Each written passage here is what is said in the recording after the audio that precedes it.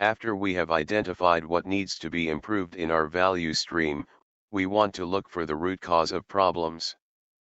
Due to the existence of variation, we will need statistical data analysis. Microsoft Excel provides effective data analysis tools we can use to do this. You can follow this video in Polyhedrica blogspot. This is a logical sequence for value stream improvement. Map your value stream as it is really happening today in Gemba. Collect process data in the line. To understand the value stream dynamic behavior, collect statistically significant data to enable simulation. Check for stability with statistical process control. Evaluate process capability to meet customer requirements. Perform additional data analysis to get to the root cause of problems. Hypothesis testing. A comparison statement is composed of two hypotheses, a null hypothesis and an alternative hypothesis. Null hypothesis, H0, is what you are trying to disprove. It is the hypothesis of no difference. The hypothesis of the status quo. Alternative hypothesis, HA, is what you are trying to prove. It is the hypothesis of a difference. H0 and HA cover all possibilities. Only one of them must be true.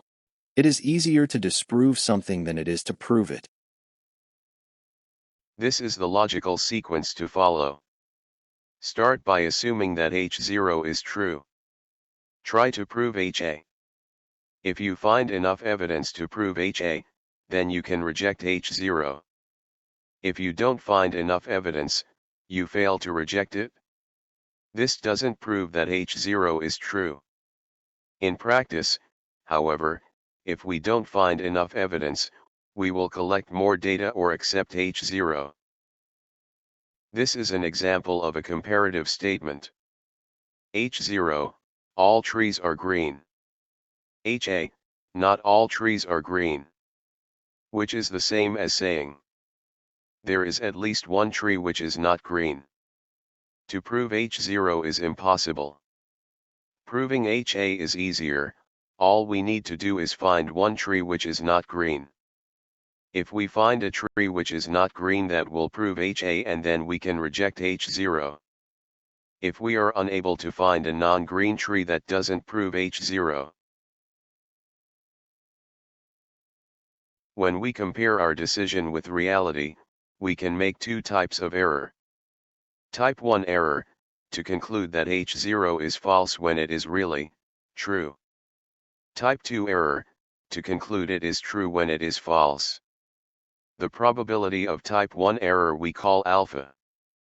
The probability of type 2 error, beta. These are two examples of type 1 and type 2 errors.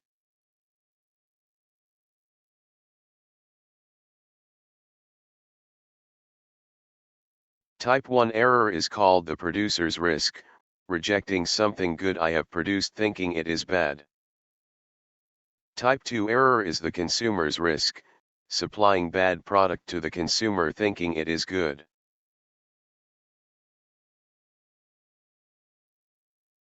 In the judicial system, everybody is assumed to be innocent, H0, unless proven otherwise. The alternative hypothesis HA, which is guilty, means we found enough evidence to prove it. If not enough evidence is found, the decision is not guilty. Type 1 error in this case is condemning an innocent person, and type 2 error is releasing someone who is guilty.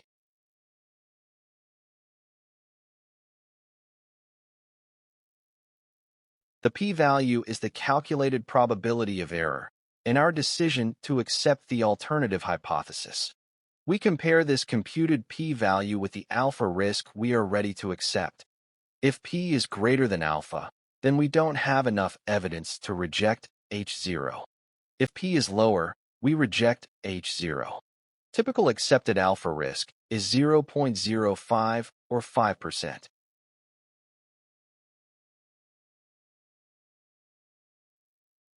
Let us look at this example.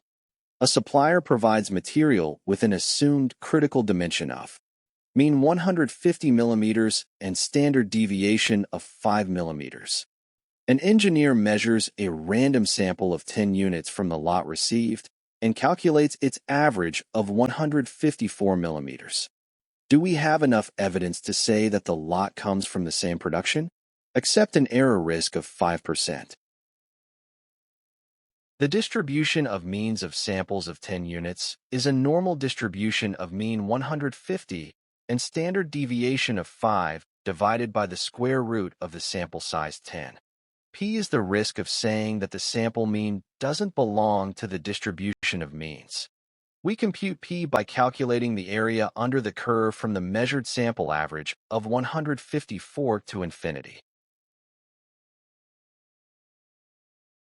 We compute P with this Excel formula. The resulting value 0.0057 is below 0.05, so we have enough evidence to reject H0. This sample does not belong to the population. Download Excel file data analysis.xlsx from OneDrive to your PC to run the following examples. Enable macros before opening the file. You need to activate 2 Excel add-ins. Go to Excel Options and select Excel Add-ins. Tick Analysis Toolpack and Solver.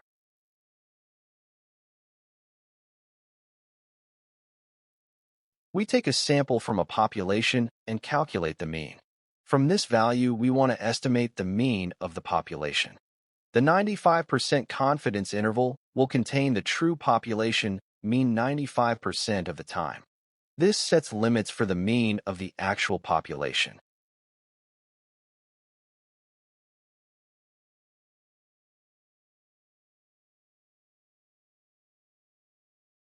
Each sample we take from the population will give us a confidence interval.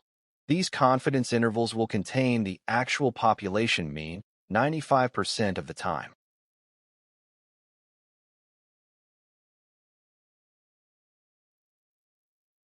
In sheet variable, we have some examples of mean confidence interval calculations.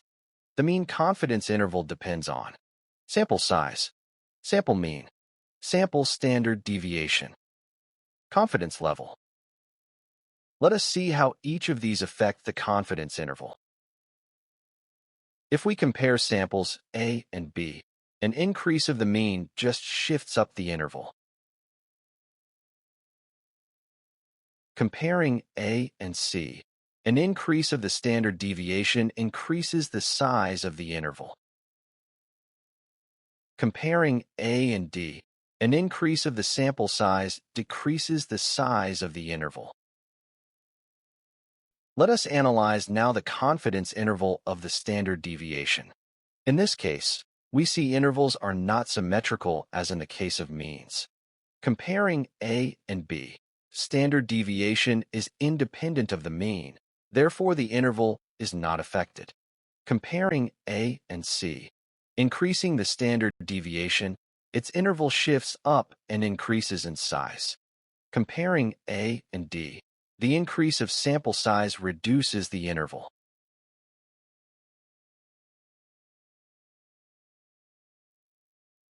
Now go to sheet proportion. The proportion of fails P is the number of fails divided by the sample size.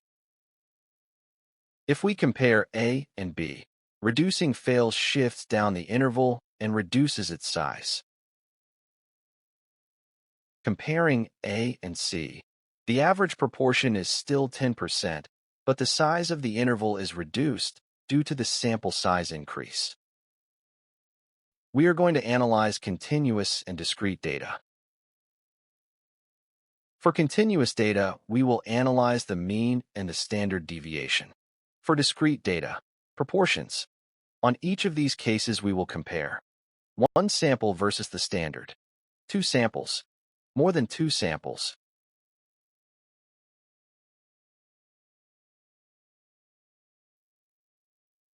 One sample test for the mean. We are looking to increase our production capacity, and a supplier has suggested a piece of equipment to do that. The current average capacity of our equipment is 5,000 units per hour with a standard deviation of 500. We have tested the new equipment, taking a random sample of 20 hours of production. We produced an average of 5,150 units per hour. Can we say that the capacity of the new equipment is higher than our current one? We accept a 5% error in our decision.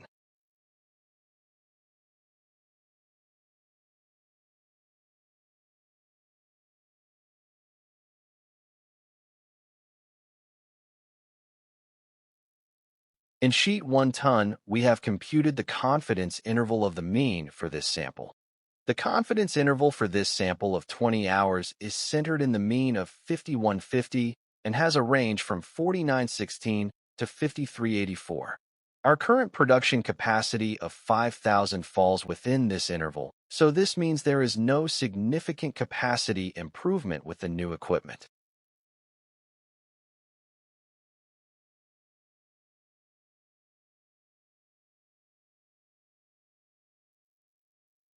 Now we analyze this problem with a one-sample t-test analysis.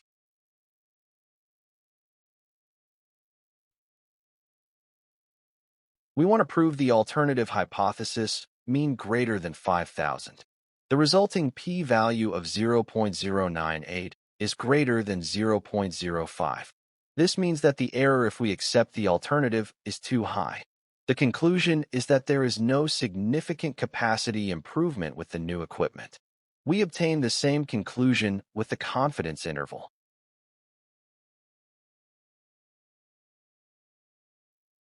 Two-sample test for the mean.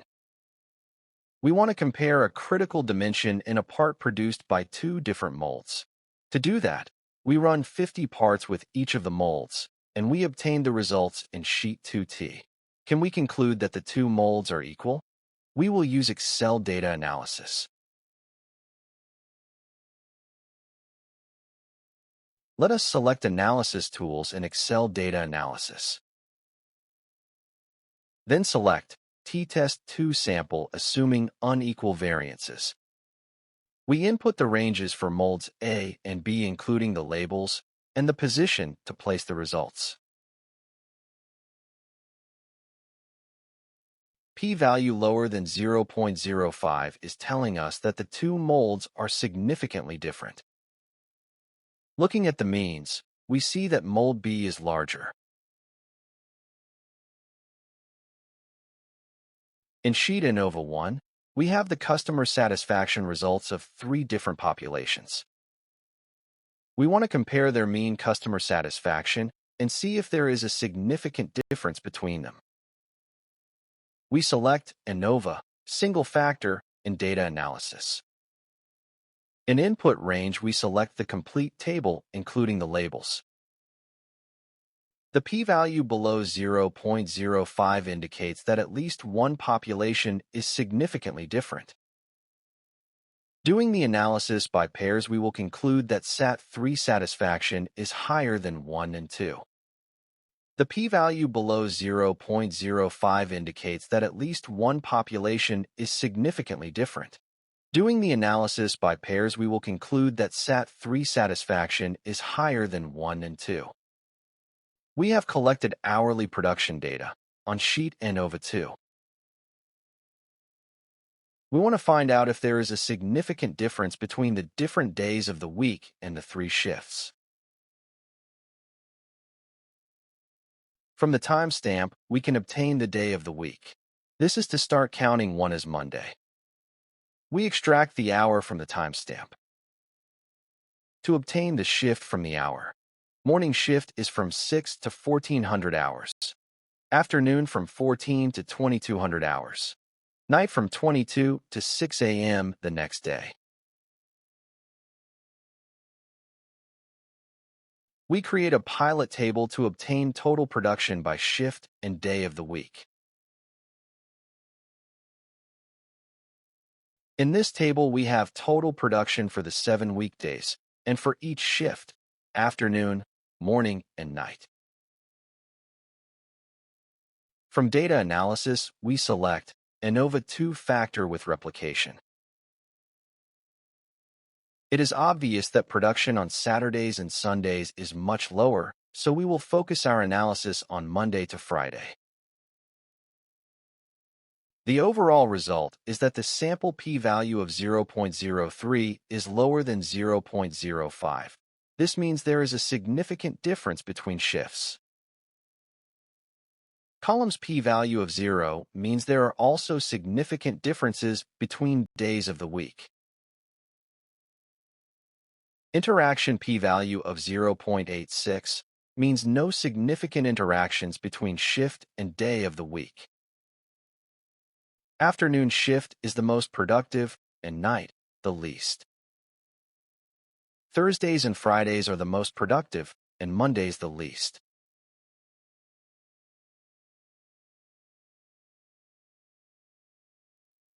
We want to compare the durability of materials used for children's shoe soles. To do that, we took a sample of 20 children, we measured the duration of their shoe soles with one material, and then the same children with the other material, keeping track of what child had what results. The results are in sheet shoes.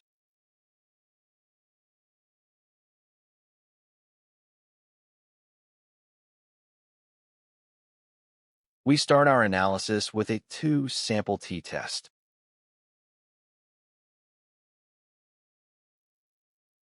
Although the average duration of material B is 61 days versus 54 days for material, the p-value of 0.19 greater than 0.05 tells me this difference is not significant.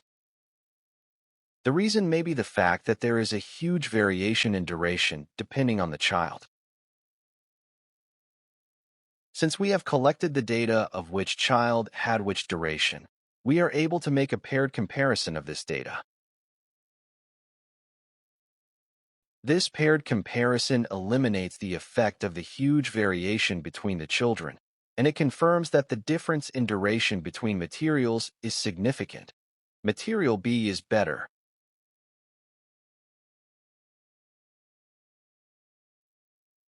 We are trying to reduce the standard deviation of a critical dimension to improve its manufacturing process capability.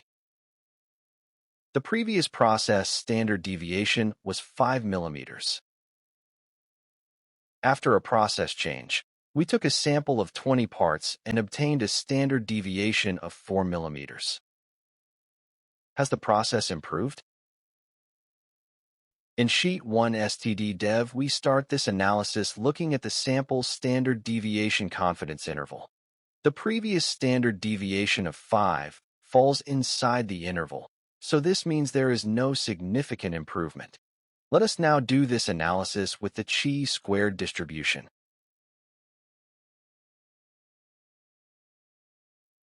The resulting p-value of 0.121 above 0.05 confirms there is no significant difference between before and after.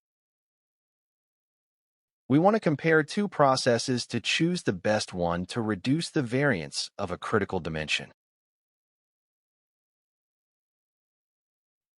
We have taken a sample of 31 parts from the original process and 42 parts of the new process, and collected the variances in Sheet 2 variances. We will use the F-test for variances in Excel data analysis. P-value above 0.05 means there is no significant difference in variance from the original to the new process. One proportion test. A soldering process has a 4% defect rate. We have changed some process parameters, and we want to check if the process has improved. To do this, we took a sample of 100 products with the new process and found 2 defective. Can we conclude that the process has improved? In Sheet 1 proportion, we have checked with the confidence interval and then with the z-distribution. The old rate 4% is inside the sample confidence interval, so there is no significant improvement. The p-value 0.154 greater than 0.05 of the z-distribution also confirms this. Two-proportion test. We want to compare the quality level of two suppliers, so we took a sample of parts from each and compared their defective rates. In sheet 2 proportion, we have analyzed with confidence intervals and with the z-distribution. The confidence intervals have some overlap, but the p-value 0.015 less than 0.05 of the z-distribution confirms that the defective rate of the first supplier is significantly higher than the second. Chi2 test for attributes. In some cases, we have attributes which are not binary, for instance. Fail, marginal, pass. We want to compare several suppliers using these attributes. Then we use the chi-squared distribution as shown in the example in sheet Chi2.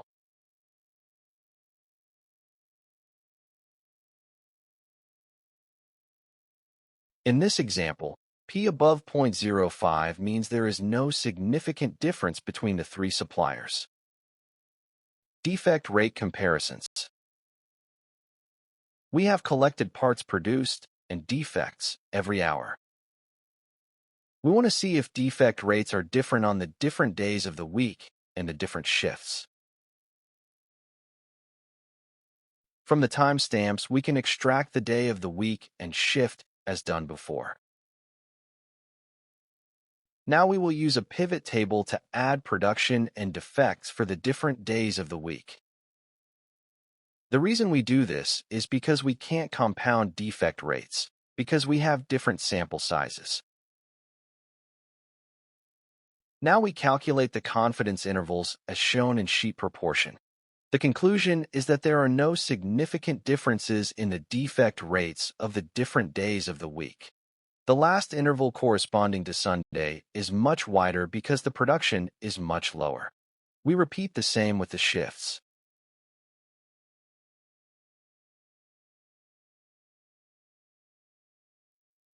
Here we see a significant difference in the defect rate of the three shifts. Afternoon 1% average. Morning 2%. Night 3%.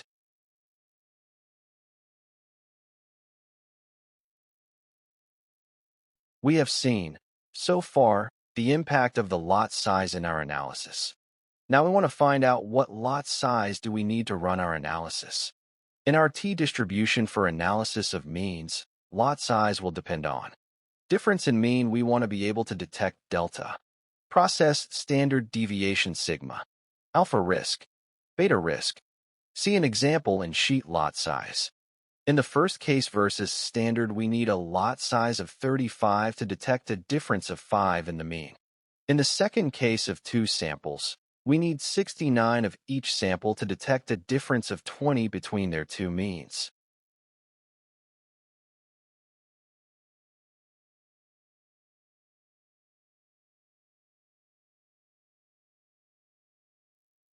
For proportions, if we want to detect a 1% proportion when the current standard is 2%, we will need to analyze a lot of 848 units. To detect a difference between two samples with 2% and 4% proportions, we will need 1529 units of each sample. We notice the great differences in lot sizes required between variables and attributes. These are some conclusions. Process data analysis enables decision-taking based on significant statistical evidence rather than impressions. The risk of making the wrong decision can be evaluated, and it depends on the sample size analyzed. The sample size required when we use variables is much lower than using attributes. Confidence intervals are useful graphic aids to interpret the results and make decisions. Excel data analysis is a useful tool.